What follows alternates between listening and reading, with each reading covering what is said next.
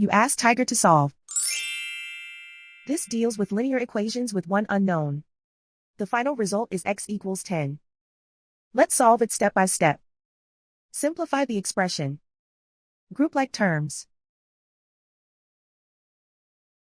Simplify the arithmetic. Swap sides. Group all constants on the right side of the equation. Subtract 18 from both sides. Simplify the arithmetic.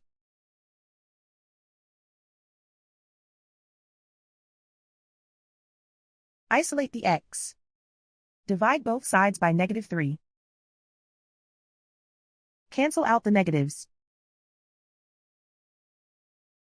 Simplify the fraction.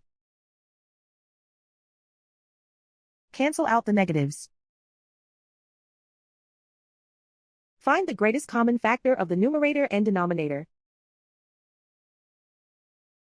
Factor out and cancel the greatest common factor. And so the final result is x equals 10.